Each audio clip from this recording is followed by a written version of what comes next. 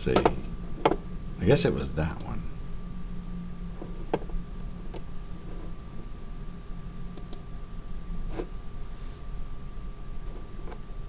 Oh, okay.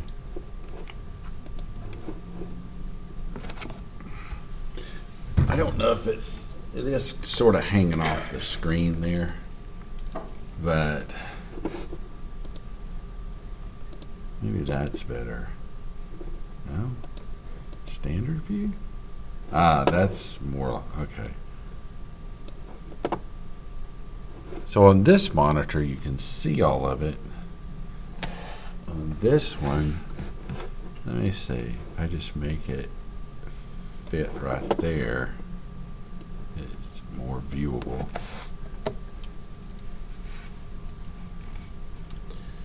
So he says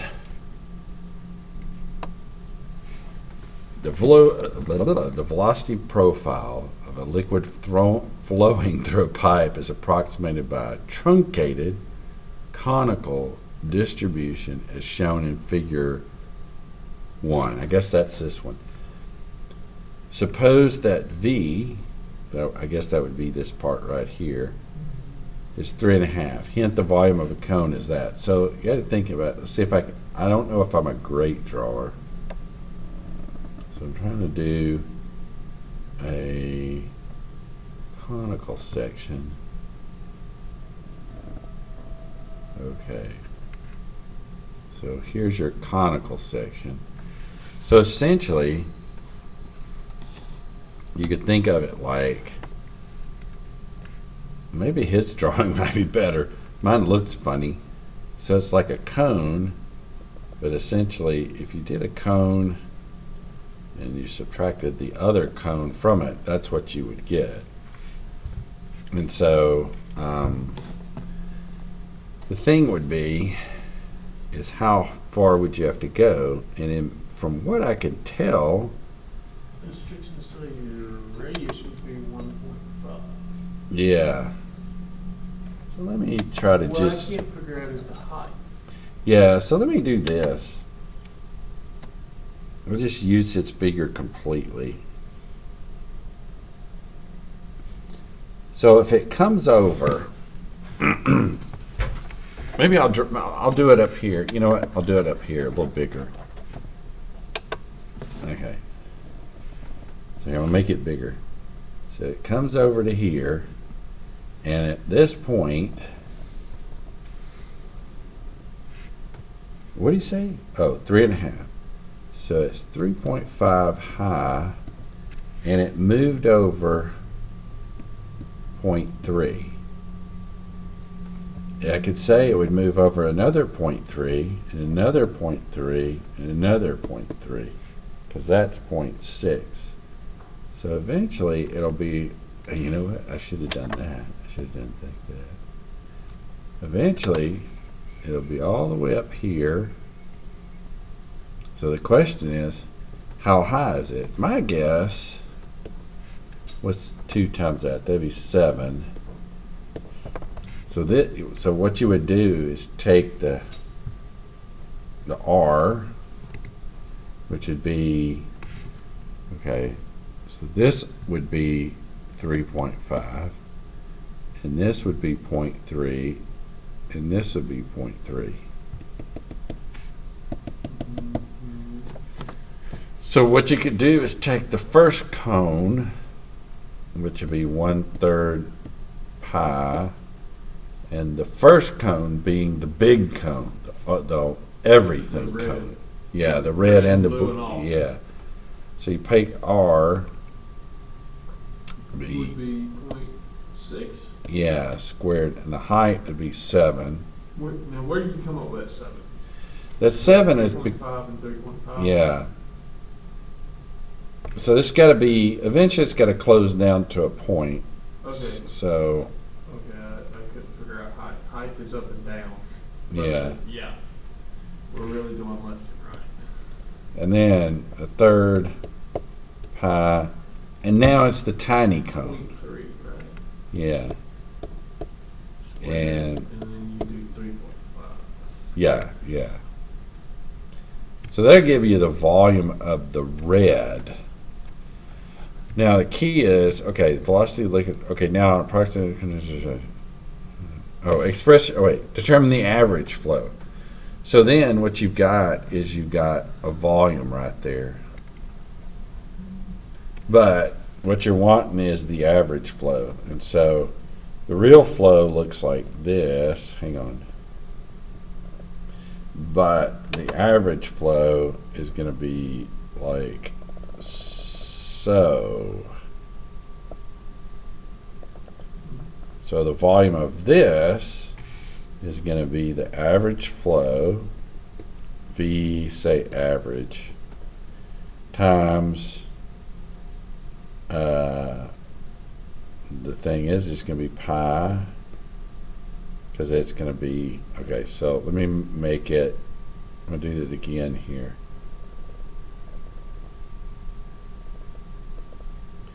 So that red ring is that, and this is all the velocities going forward, not forward, to the right, and that's going to be pi r squared. And so you equate this to that one, and then you'll get the velocity average out of that. But the R would be The total thing, which would be the 0.6. for that R. Yeah. Particularly the V Yeah. average. So essentially it's like this. Yeah. Yeah. And that's what, so that So you write that as V average times pi times R squared is equal to blue box. Yeah. And that's pretty much it. I mean, express your answers. 3 significant figures. I would say the word should be digits, but that's okay. And include the appropriate units. Okay, so I'm intrigued by something. What does that do for you? Oh, that's just the keyboard. Why did it not? Oh, it went away.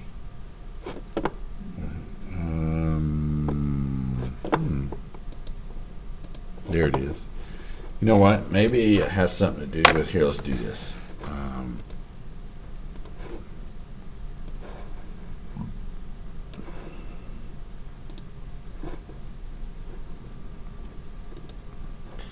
So you can do that. You can do this. Why can you not? Oh, this just takes you to how to use the keyboard. Click on that and it says show me acceptable units list in purple. Okay.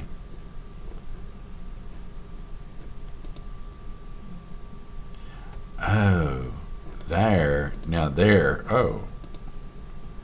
Oh, okay.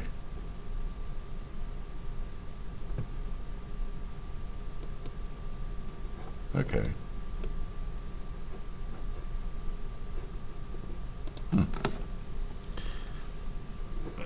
Well, I think that's interesting. Let's see what happens here. Oh. What would you? Huh. I'm just trying to rationalize what an acceptable unit would be for that. Oh, well, this is going to be velocity for.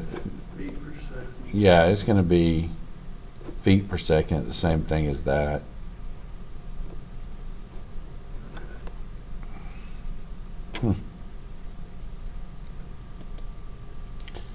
I'm just going to stab it in the dark and say, well, if the other's 3.5, how about comes back,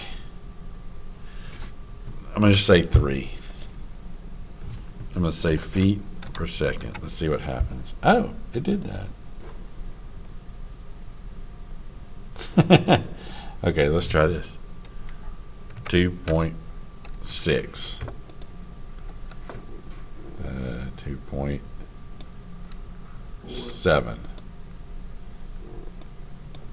So you say 2.4. How many more tries do I get? 2.3. One trip. You have found the volume. You need to average. You have found the volumetric flow.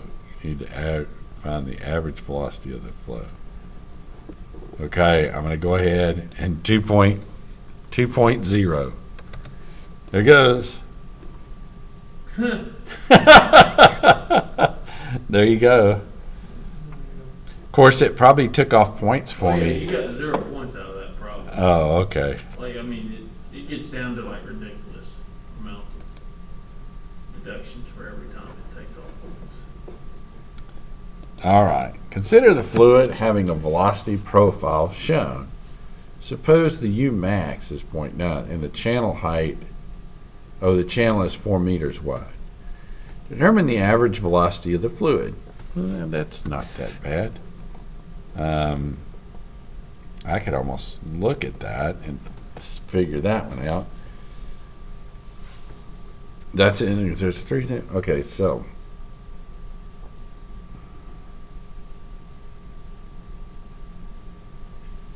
that's going to be, and is that meters per second? Yep. And the reason that's the case is you're actually taking this profile and replacing it with a profile. Well, I'll do it right here. It looks like this, in which this area has to be the same as that area. And that area is, this area is U max times 0.6 divided by 2.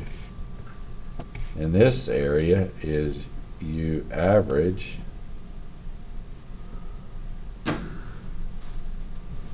times A. That doesn't look like a G. Should we say 0.6? Times 0.6. So if you equate them, that. Have everything except for U average. Yep, and that would be half that size. So essentially, this would be equivalent to taking exactly the half right there,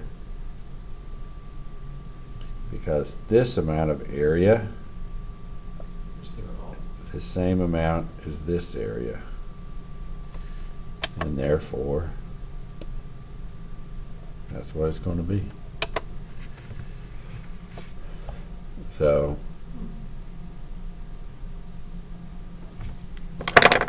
and then let's see, I only gave 3 problems this time. Okay, this one's going to require integration.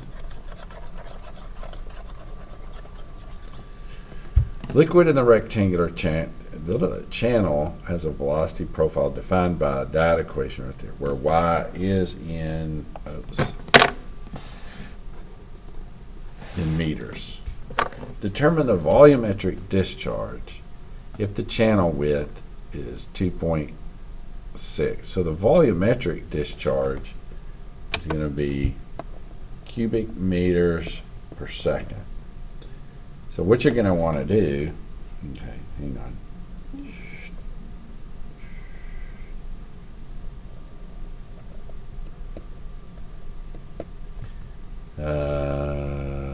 The channel width is 2.6. So this is 2.6 deep. And the flow is from left to right.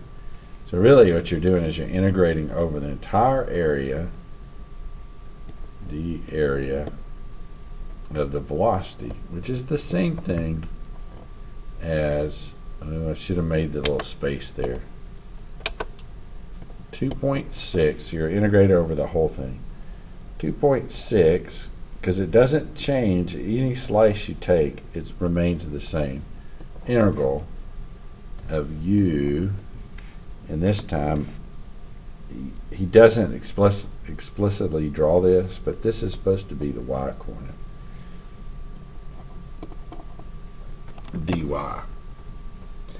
And it goes from 0 to 0.9.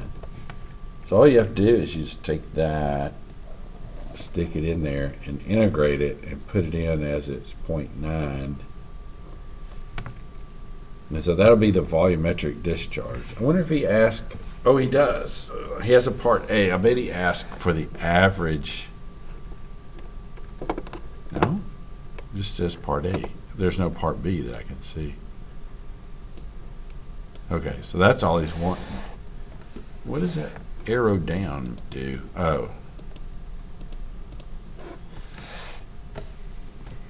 So that's all you're doing, is you're just integrating that, and that'll give you the average.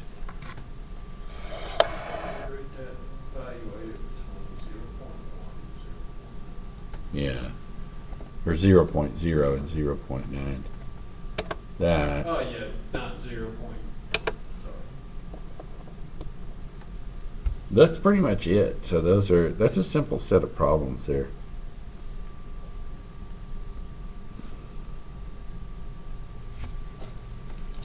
So the next question I have is, if that's the case, and that's the problem set. That's a simple problem set for this week. But I was out yesterday. So let's see. Okay, get rid of that. Get rid of that. Get rid of that. And then go to the text. And I want to see. Okay, I know he does the continuity. He's got the problems here. Conservation of mass. Okay. And this is all good, but let's see how he has. Okay. I want to see where he puts. Oh, okay, here's Bernoulli's equation. Euler equation. Okay, so that's interesting. A lot of books use this interchange Bernoulli's with the previous section, but that's okay. Energy and Holler, the energy equation. Okay, it's interesting he has that title there. Most books will work in energy and moving fluids. They basically say Bernoulli's equation for that title. So that's where we're moving into. So we'll start in on that on Monday. But the reason I kind of question this approach, because you do that, you work in energy, and then you can do momentum. Usually most people, I guess it's okay to do the way, come to think of it, it's okay to do it the way he's done it. Some books swap those two sections. They do Bernoulli's, then they do conservation of mass, and then the momentum. So, but that's okay. That's just totally fine.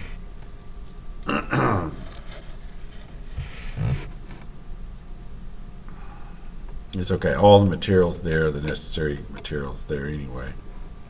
So we'll pick up and start it on Bernoulli's equation on Monday. So I said I don't have much more to say. You got any questions or anything, or? Not necessarily. So I guess maybe we can cut it out a little early here. You know what I should do? I've thought about this before.